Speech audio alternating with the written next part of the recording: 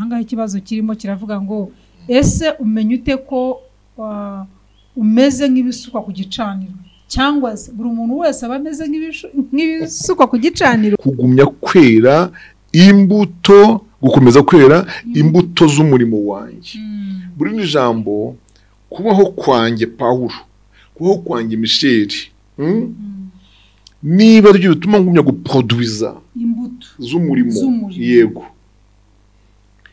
ibi bintu biri butume mpera mu ki murungabangabo, sinzi icyo nahitamo. Yego, ndahera murungabangabo kubera iki? Ku ruhande rumwe ndashaka kugenda ngo nsange Kristo nduhuke, ni nabyo numva byambera byiza kurutaho. Noneho kugumaho nanone biratuma imbuto z'umurimo wanjye zongerwa.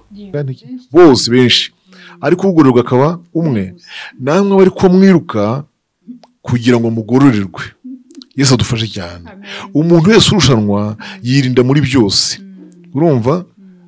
Kandi abandi bagenzereza batyo kugira ngo bahabwe ikamba ryangirika, naho twebwe tugenzera dutyo kugira ngo duhabwe iritangirika.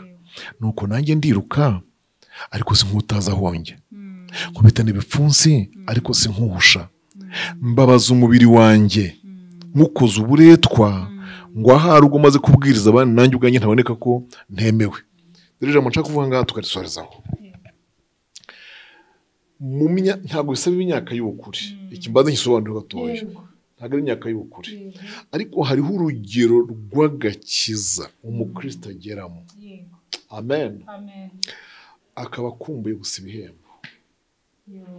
Muri za GB Ministries twongeye kubakira mu izina rya Yesu, tuvuga ngo amahoro y'Imana abane namwe aho muherereye hirya no hino. Turabakunda kandi tukabakumbura. Rero iyo tubakumbuye tuza hano kugira ngo tuvugane namwe mu buryo butandukanye. Uyu munsi rero turashima Imana ko tugihumeka, tugashima Imana ko nawe ugihumeka wowe udukurikiye, kandi ujye gukora share, ujye ukora subscribe, ukore share, ukore like, byose. Kandi wumve numara gufashwa uhereze na bagenzi bawe bumve ukuntu Imana yaganirije imitima yacu. Rero uyu munsi turanezerewe nanone ko turi kumwe n'umushumba, kandi tugiye ku magambo nanone meza. Tujye twibaza turi benshi, ukayaburira igisubizo ukavuga uti reka ndekere buriya ibyo wibwiye bikaba ari ibyo ngibyo. Reka twumve ese abatubanjirijeho babivugaho iki, hamwe na mwuka w'Imana aradufasha gusobanukirwa. Rero reka dusenga hanyuma twakira umushumba. Data mwiza, tuguhaye icyubahiro, turagushimira indi umunsi mwiza waduhaye kugira ngo tuganire ku ijambo ryawe, turyumve neza, dusobanukirwe iby'ukuri.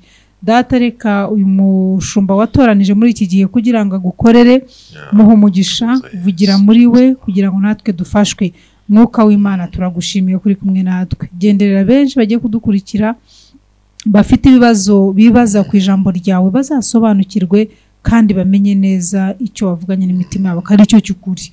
Turagushimiye rero, ni mu izina rya Yesu dusenga twiringiye kubyumvise. Amen. Rero mushumba tubahaye ikaze. Murakoze cyane. Ni ikaze nano twishimiye kongera kubana namwe.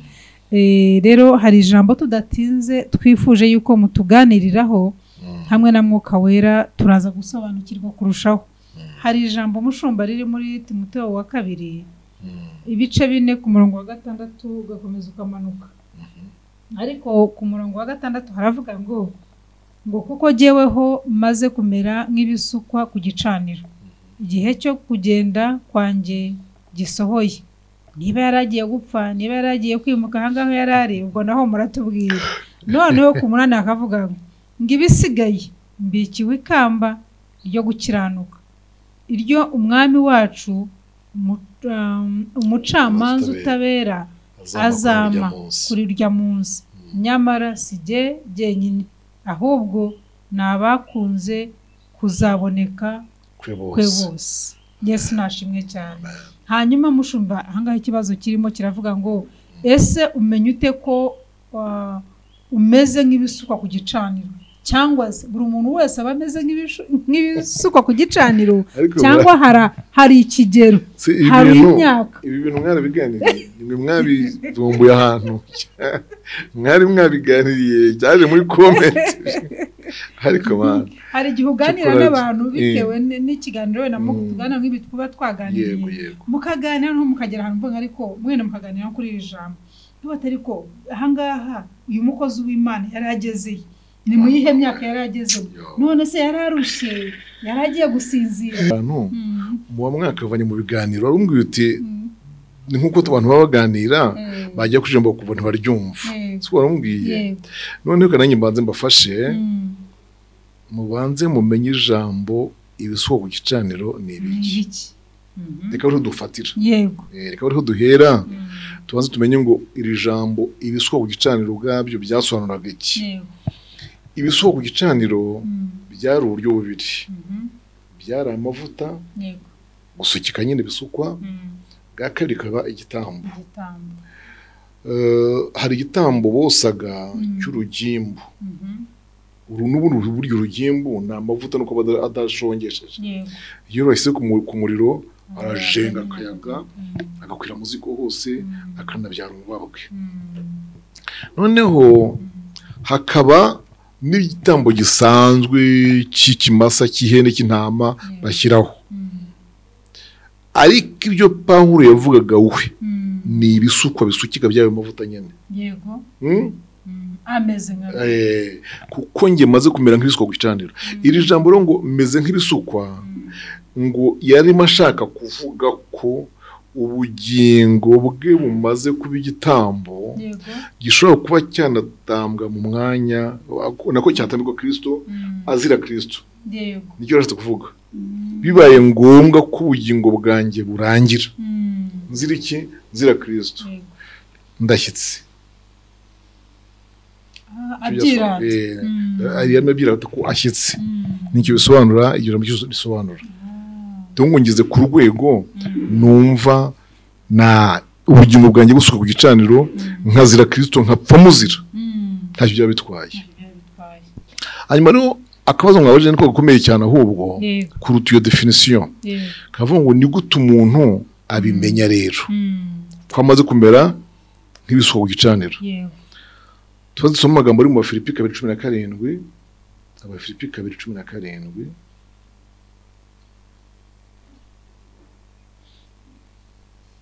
umurongo wa 17 ariko nubwo amaraso yanjye yabayo kumishwa ku gitambo cyo kwizera kwanyu upfuye donc mpfuye nkava ku isi nk'ahangaha aragira ati bibaye ngombwa yuko urupfu rwanjye rutuma mwezwa nabyemera yego abwira Abafilipi nabyishimira rwose noneho rero iri jambo ryitwa ngo igihe cyanjye cyo kugenda kirasohoye urabona yaravuze ngo twasubire hahantu makwereke neza ijambo rivuge ku rindi hahantu muri Timoteyo 2:4-6 twasubije muri rivuge ku rindi 4:6 aragira ati kuko ngiye maze kumera nk'ibisuko ku gicaniro ibyo nabisobanuye igihe cyanjye cyo kugenda gisohoye iri jambo igihe cyanjye cyo kugenda byasobanura ko urupfu rwe rudatinze yarabyiyumvagamo ko urupfu rwe rudatinze ko ruri hafi ibi ngibi ni ibintu umugenzi wese ujya mu ijuru wakoreye Imana amenya umugenzi ujya mu ijuru wese wakoreye Imana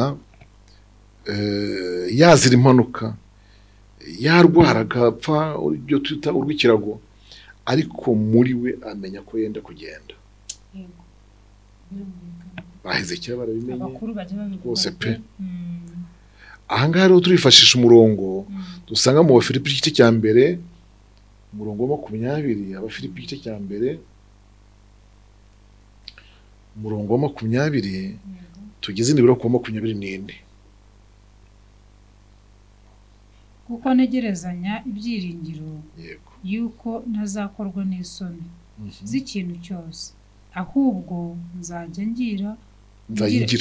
ngira ubushizi bw'amanga bwose buzatuma Kristo akomeza gukuzwa n'umubiri wanjye iteka ryose nk'uko bimeze ubu nubwo nabaho cyangwa nubwo duhagarara ngako wumve umugabo aragira ati nzakomeza ngira ubushizi bw'amanga buzatuma Kristo akuzwa n'umubiri wanjye nubwo nabaho cyangwa nubwo napfa. Urumva ko yari umuntu uri ready ku isaha yose yagendera yagenda. None 21 akavuga ngo iki? Erega ku bwanjye kubaho ni Kristo kandi gupfa kumbereye inyungu. Ariko rero niba kubaho mu mubiri ari cyo kizanera gukomeza kwera imbuto z'umurimo wanjye, sinzi icyo nahitamo. Meze mu rungabangabo kuko nifuza kugenda ngo mbane na Kristo kuko ari byo birushaho kumbera byiza cyane. Nyamara ku bwanyu kuguma mu mubiri nibyo binkwiriye. Nuko ubwo nizeye ibyo nzi neza yuko nzagumaho nkagumana namwe mwese kugira ngo mujye imbere mwishimire kwizera. Garukira aho ngaho, garukira tuvuge kuri aya magambo avuga ati erega ku bwanjye kubaho ni Kristo no gupfa kandi kumbereye iki? Inyungu. Kubaho ni Kristo no gupfa nabyo bimbereye inyungu. Imana ishimwe cyane. Kristo muri jye irira mu kubaho ni Kristo muri jye, gupfa no kumbereye inyungu. Rishatse kuvuga ko nkiriho, ndongo mbaye nkiriho, yaba ari Kristo uriho muri jye kandi ari inyungu za Kristo. Ariko gupfa byo nabyo ninjye bifitiye inyungu ahubwo noneho. Twumva ahantu kugira Imana ifashe muhumva ahantu neza. Mbayeho bwa Kristo kuko kwa nyiri Kristo n'inyungu nize. Ariko gupfa no kumbereye iki? Inyungu. Amen. Gupfa kumbereye inyungu. Ndashaka aho hantu kuhabona, ndashaka aho hantu kubona imbere yanjye. Gupfa kumbereye inyungu. Ariko niba kubaho mu mubiri, niba kubaho mu mubiri aricyo kizantera kugumya kwera imbuto, gukomeza kwera imbuto z'umurimo wanjye. Buri ni jambo kubaho kwanjye Pawulo, kubaho kwanjye Michel, niba ari byo bituma ngumya guproduiza imbuto z'umurimo. Yego, ibi bintu biri butume mpera mu ki? Mu rungabangabo. Sinzi icyo nahitamo. Ndahera mu rungabangabo kubera iki? Ku ruhande rumwe ndashaka kugenda ngo nsange Kristo nduhuke. Ni nabyo numva byambera byiza kurutaho. Noneho kugumaho nanone biratuma imbuto z'umurimo wanjye zongerwa. Amen. Ndumva rero meze mu rungabangabo mbuze icyo mpitamo. Cyo kora ku bwanyu mwebwe mwumvaga mwifuza ko nagumaho, kuko ningumaho kwizera kwanjye ndako kwizera kwanyu kuzongerwa kubera ibintu mbaha, inyigisho mbigisha, mpugura mbahugura. Ariko Pawulo ubwaragira ati mu by'ukuri nakagombye kugenda nkaruhuka. Umukiranutsi mpavuye amagambo abiri. Umukiranutsi mu gihe abayeho, haleluya, akwiriye kubaho bifite umumaro. Ndacyuze iki kintu? Umukiranutsi mu gihe abayeho bikwiye kuba ari ibintu bifite iki? Umumaro, byera imbuto. Reka mvuge ngo byunguka. Byungukira Kristo, nawe bimwungukira imbuto z'umurimo. Umukiranutsi akwiye kubaho bimwungukira inyungu z'umurimo. Mu gihe atashye nabwo kandi akaba yataha neza, agataha ahantu heza mu ijuru, akabona ubugingo buhoraho. Nibyo byiza by'umukiranutsi. Imana dufashe cyane. Hanyuma rero aha hantu havuga ngo igihe cyane cyo kugenda kirageze, ni ubuhamya umuntu bwe yihamirizwa abanyamana. Abadukurikiye mu byumva ngaha, umuntu wese aba akwiye kugira ubuhamya yihamiriza. Ubwo buhamya umuntu yihamiriza ni cya kintu umva bita guhamanya n'umwuka w'Imana. Guhamanya n'Imana.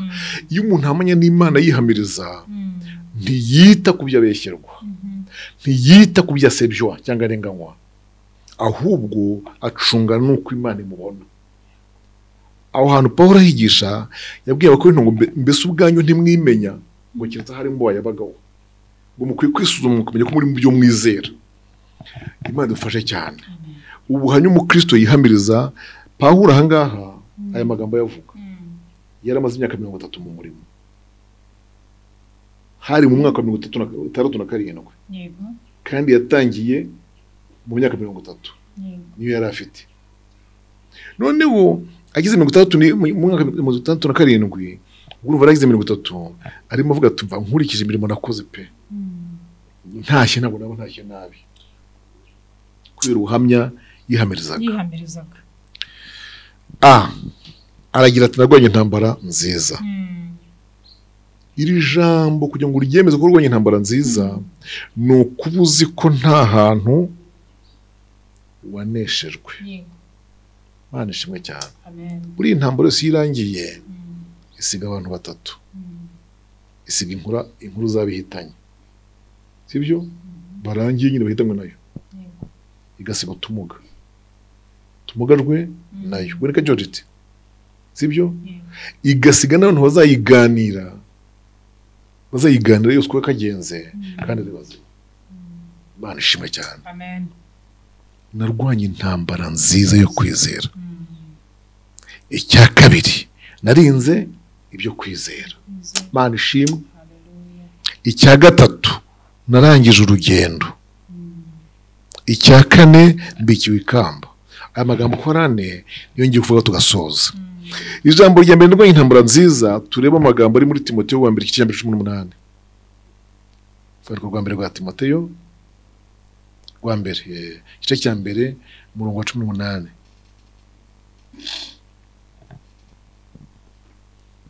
Mwana wanjye Timoteyo, ndakwihanangiriza nkurikije ubuhanuzi bwa kera bwahanuye ibyawe kugira ngo buduheshe kurwana intambara nziza. Urakoze cyane.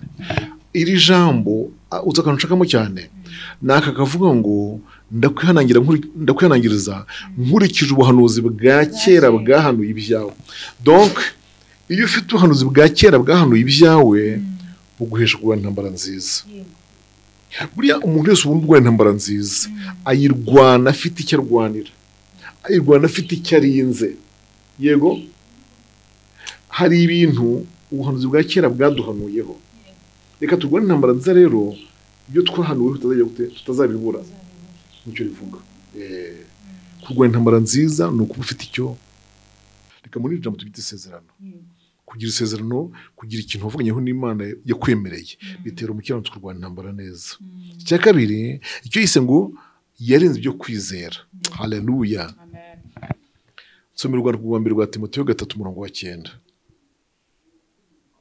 3:9. Twumva ko havuga. Ahubwo bakomeze ubwiru bwo kwizera. Yego. Bafite imitima itabacira urubanza. Yego. Gukomeza ubwiru bwo kwizera rero mu cyore bagita kuzingatiya. Gufatanya gukomeza ubwiru bwo kwizera. Rero Paulo agira ati ibyo kwizera narabirinze. Amina. Yose ijya kabiri, irya gatatu narangije urugendo. Aha ruho hantangaje. Aha avuga ngo narangije urugendo bimeze urabizi iyo umuntu hagurutse New York cyangwa Washington agakora escale wenda Amsterdam n'urugero cyangwa mu Bubiligi. Ndumva nta gukora escale ebyiri kamemo cyo wenda cyukora byana abantu byo, ariko uzi ko hari aho bita arrival aho kugera. Aho ugera iyo ugeze aho hantu ikintu butegereje nabaza kukwakira gusa, ariko zagara mu bibuga vurugu y'imizigo guteza mujye ku murongo hariya abagiye hamurajya kuri iyi abindegiye mujyaha byose biba byarangiye. Bikurure bageze Kanombe niva rizo bamaze kuyifata uri musohoka niho Paulo avuga yarageze. Narangije iki urugendo muri jambo urugendo rwararangiye ubu ndahantu gusa ntegereje abanjyana baza kukwakira. Icyanyuma nicyo nise ibisigaye mbikiwe ikamba. iri kamba kuva kera, ikamba ni igihembo bahaga abantu batsinze irushanwa cyangwa se batsinze intambara, kugira ngo umuntu yiyemeze ko arifite kandi ko agomba kurihabwa. Biraturuka kuri cya kintu twavuze kare cyo kumva ubanye neza n'Imana, uhamanya n'Imana ko wayikoreye kandi ko wagenze neza. Imana ishimwe cyane. Dusome ijambo riri mu rwandiko rwa mbere rw'Abakorinto, mpavuga ibintu bikeya dusenge. Rwa mbere rw'Abakorinto igice cya 9 24-27. Yego. Ntimuzi yuko mu birori abasiganwa biruka bose ari kugororerwa akaba umwe? Wumve nawe, hirukanse bangana iki? Bose benshi, ari kugororerwa akaba umwe. Namwe bari ko mwiruka kugira ngo mugororerwe. Yesu adufashe cyane. Umuntu wese urushanwa yirinda muri byose, urumva? Kandi abandi bagenzereza batyo kugira ngo bahabwe ikamba ryangirika, naho twebwe tugenzera dutyo kugira ngo duhabwe iritangirika. Nuko nanjye ndiruka ariko sinkutaza honge, nkubitana ibipfunsi ariko sinkuhusha, mbabaza umubiri wanjye nkukoze uburetwa, ngo ahari ubwo maze kubwiriza abandi nanjye ubwanjye ntaboneka ko ntemewe. Rero ijambo nshaka kuvuga ngaha tukarisorezaho. Ntabwo bisaba imyaka y'ubukure, ikimbaza nkisobanura gatoya, ntabwo ari imyaka y'ubukure, ariko hariho urugero rw'agakiza umukristo ageramo. Amen. Akaba akumbuye gusa ibihembo, akaba akumbuye ingororano gusa, yibuka imirimo yakoze. Donc asigara urumva his excellency nuba ahantu hose agenda muri campaign. Ibyo jambo rimo kuvuga ibintu dukoze muri imyaka 30. Ndabinginze rubyiruko, ndabinginze abanyapolitike muri aha, tubirinde icyagiye gute icyabiseye. Kandi kuko bashiki banje bene data, ni mu rurebe cyagihe, mu rurebe n'ubu. N'umukristo rero wakoreye Imana neza, akarinda ibyo kwizera, yego, urebye abavuga ati Mana, ubu ndagenda nongeraho utundi tuntu gusa kuko kintije kubaho, imbuto z'umurimo wanjye zongerwe, ariko mu by'ukuri ndenze ibyo nakoze, hatagira ikibinyambura, hatagira ikimvutsa ibihembo. Niki kiyavuze ngo maze kumera nk'ibisukwa ku gicaniro. Igihe cyane cyo kugenda kiri bugufi cyarageze pe. Nari byo kwizera narangije urugendo, ariko ibaze ku umuntu akiri mu isi abantu bamurora, yaretse akavuga ko yarangije urugendo. Uru rugendo rero n'ubw'umwuka ntago rusanga ngo tubone tugenda. Ajwe. Ntibasaba kubona twagiye guhanukuza imyenda. Ntibasaba ko twafunze ivalize. Ntibasaba ko tubona ku cyapa cyangwa muri gare nyamwo duteze. N'urw'umwuka ku buryo nyirarwo arwiyumva. Mana shimwe. Mana bamera umugisha. Amen. Kumera nk'ibisukwa ku gicaniro. Nicyo bisobanura. Paul yarabyumvaga. Kandi imirimo yari amaze gukora yaramuhamiriza. Rwose. Rero bimubera byiza kumva ko yakwisangira Kristo. Akaruhuka. Kugira ngo akomeze. Ariko nawe akavuga ati ahari wenda Yesu aracyanshaka ko turi muda. Nibwo imyaka ngenda. Ariko imirimo yongera. Imbuto z'umurimo ziboneke. Ahari nakongera nkagira abandi bizera. Yego. Imana idutabare rero. Dusobanukirwe gukorera Kristo. Haleluya. Ngo dutangire kwifuza natwe gusanga Kristo. Buriya umushiki wanjye gore. Buriya dufite abantu bavuga gutyo nkuko Pawulo avuga. Ariko bagize ku mirimo myiza cyangwa se batarayigira kubera ubuzima bw'abakuru. Abasaza. Ariko buriya abasaza barimo kubiri. Hari nk'abasaza bakoreye Imana kuva mu buto bwabo. Nk'ubureba kuva ndi umwana muto w'umusore w'imyaka 15. Sibyo nkorera Imana. Nawe urimo gusaba kugenda se? Oya, sinimo gusaba kugenda. Ariko ndashaka kumvisha ko bene abo basaza babaho bumva nta kindi kintu gishaka ko kimwanduza. Yego. Abataho kugira ngo niyanduze. Aho kugira ngo imirimo yanjye yangirike Mana. Wanyuze ukanzamura. Uwo ni umwe rero. Noneho uyu rero umutandukanye n'umusaza wakiriye agakiza ashaje. uyu rero aragira ati igihe nataye nkorera Satani Imana cyarambabaje. Uyu aragira ati Imana wanyongeye utunsi nanjye nkashikuza kabyizi. Urumva abasaza mbiri batandukanye mu mvugo y'umwuka rero abo bakristo bombi barahari. Yesu abamera umugisha. Yego namwe gusobanukirwa yuko hari igihe uzifuza kongererwa iminsi kandi wenda hari bitari bukunde ufite n'agategeko ko guhabwa mu gihe ugira icyo ukora iyo mirimo myiza. Hakabaho n'igihe noneho cyo kumva waruhuka kandi hano ku isi bakigukeneye. Yego uriya mukozi w'Imana, Imana imuturindire mugarure rwose. Noneho Kristo akavuga ati nikambe nkuretse kandi wowe wumva umubiri wari urushye uti Yesu naragukoreye ndumva untwaye rwose nta gihombo. Imana rero dufashe kugira ngo tumenye hari ahantu mperutse kwigisha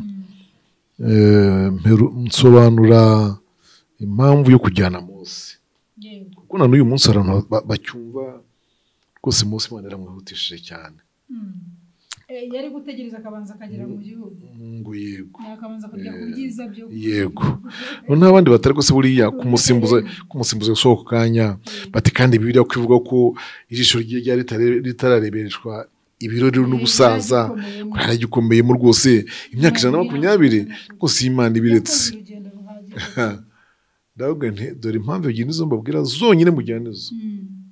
Iya mbere nuko ubushumba bwe, imiterere ye, characteristique ye n'urukundo abisirayeli bamukundaga n'uburyo bamwibonagamo ntago bari kumvira Yesu.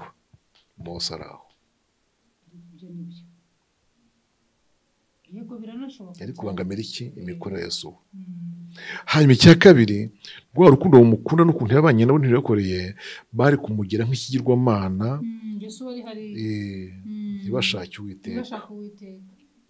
Icyateye muri vuba tumva mo ngiriya Kanani irebe kugira ngo nkwereke yuko ho nemereye abantu banjye ahahari ayimuca. Niyo mpamvu birivuga ngo Imana yaramwijyaniye ubwayo muzamukana Nebo iramutambikana iramwicira iranamwihambira. Kuva icyo gihe nta mva ye iraboneka. Kandi usoma muri Yuda urasanga havuga ngo n'uyu munsi wone Satani acyarekarame ntumbiye yisabye buri munsi yo yisabye nijoro amubwira ngo ziba baramuzibye ngo naceceke. Baramucecekesha ndetse nabi. Bivuga ngo nakose ntumbe yarayishanga bigende ngo kundi be muzabaru hari abarura hari haza erega hora barura kuwiteka se yamwishiye akamwiciraho batabona arashaka iki. Donc arajya ngo nayibemo kandi hari intumbi zitabayo.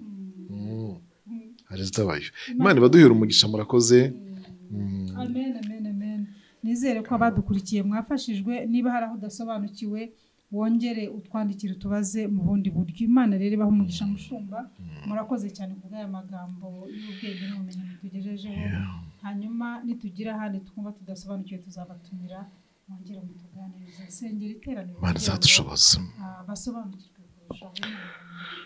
Mana Data wa twese turagushimiye, tugushimiye izi nyigisho, iki kiganiro twagiranye aha ngaha kuri iri jambo ryo kumera nk'ibisuko ku gicaniro Pawulo yavuze arimo aryandikira Timoteyo, yarangiza akavuga bamusigiriye bagiye ba Dema n'abandi mwami, ariko asoza avuga ati jyewe rero ndi mu mwanya mwiza wo kugenda, isaha n'isaha bampamagaye nagenda kuko narangije urugendo neza byo kwizera kandi najya gusingira rya kamba ryanjye. Maze aravuga ngo ariko si jyenyine n'abandi bose bategereje kuza kwawe. Ndakwinginze ngo uhabera kuba maso bashimikira ubugingo buhoraho, he kugira ibitwanduza mu izina rya Yesu Kristo, ahubwo tubeho tuzi ngo isaha n'isaha wazira twagenda. Kandi niba wemeye ko turama nanone, reka kurama kwacu kube kurama kubyara inyungu, kutari ukurama wicuza ngo wumvishije ko turiho, ahubwo kurama kwacu haleluya kongera imbuto z'umurimo twagukoreye. ndagushimiye mwami, ngaho ufashe itorero rikomere mu gihe nk'iki kigoye kibi kugira ngo ribeho ritumbiriye aho rijya. Ndagushimiye ko twumvise mu izina rya Kristo Yesu umwami wacu. Amen, amen, amen.